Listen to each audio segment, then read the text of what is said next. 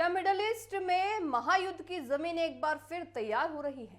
क्या अमेरिका और इजराइल की वो घातक एयर स्ट्राइक पूरी तरह बेअसर साबित हुई है, जिन्हें लेकर दावा किया गया था कि ईरान को घुटनों पर ला दिया जाएगा? सैटेलाइट से आई देखिए ताजा तस्वीरों ने वॉशिंगटन से लेकर सभी तरह हड़कंप मचा दिया है। खबर आ रही है कि ईरान ने अपने पाताल लोक यानी बेहद सुरक्षित अंडरग्राउंड मिसाइल ठिकानों को फिर से जिंदा कर लिया है। हैरानी की बात यह है कि जिस ईरान की मिसाइल ताकत को खत्म करने के लिए अमेरिका और इजराइल ने सबसे देखिए आधुनिक बमों का इस्तेमाल किया था, ईरान ने उसका जवाब बुलडोजर और ट्रम्प ट्रक जैसे साधारण उपकरणों से दिया है। ईरान अपनी दबी हुई मिसाइलों को खुद खोद कर बाहर निकाल रहा है। दर्शकों, CNN की एक बेहद चौंकाने वाली रिपोर्ट सामने आई है। रिपोर्ट के मुताबिक पिछले कुछ हफ्तों के बीच भविष्य देखिए हमलों में अमेरिका और इजराइल ने ईरान की मिसाइल साइट तक जाने वाली सड़कों को तबाह कर दिया था और सुरंगों के प्रवेश द्वारों के मलबे से देखिए पाट लिया गया था। इसके बदले है कि मकसद साफ था कि ईरान और मिसाइलों तक पहुंच नहीं पाए, लेकिन ईरान ने खुद के दौरान अभी भी अपनी जान में जोखिम डालकर इन मलबों को हटाने की कोशिश की है। ईरान ने खुद के दौरान भी देखिए अपनी जान जोखिम में डालकर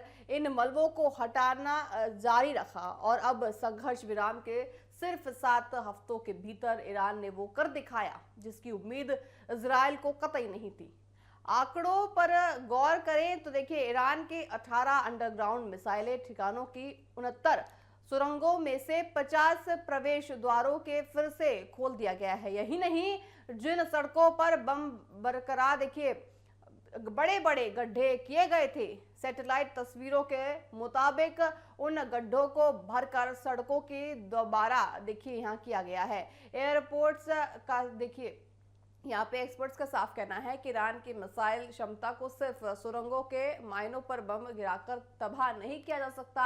ईरान का ये अंडरग्राउंड नेटवर्क आज का नहीं है, इसे पिछले देखिए 20 सालों में सभी बहुत ज़्यादा सैकड़ों मीटर गहरा काटकर बनाया गया है। ये इतना मजबूत है कि कोई भी हवाई हमले से पूरी तरह नष्ट नहीं हो सकता है। राजनीतिक गलियारों में इस बात को लेकर गहरी चिंता है कि ईरान के पास आज की इन ठिकानों के भीतर लगभग 1000 मिसाइलों का विशाल देखिए यहाँ पे जखीरा साबित है। यानी फैक्ट्रियों में मिसाइलों का प्रोडक्शन भले ही रुक गया हो, लेकिन जब तक ईरान के पास लॉन्च और उन्हें झेलने वाले सैनिक मौजूद है, वो इजराइल और पूरे मिडल ईस्ट को दहलाने के ताकत रखते हैं।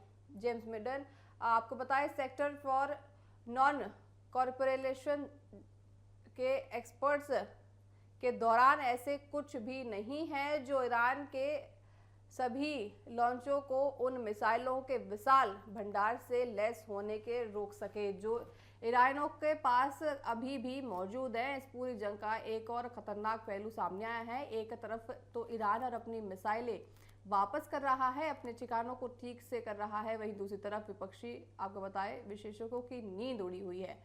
पश्चिमी की पूरी तरह से यह नींद उड़ती दिख रही है। चिंता इस बात की जताई जा रही है कि ईरान के इस बारूद के ढेर के सामने अमेरिका के मिसाइल हवा में बिल्कुल उड़ जाएंगे और सप्लाई लगातार कम होती नजर आएगी। यानी अब ईरान ने मिसाइलें दागी तो अमेरिका और इजराइल के लिए उन्हें हवा में रोकना पहले से ज्यादा आसान नहीं होगा।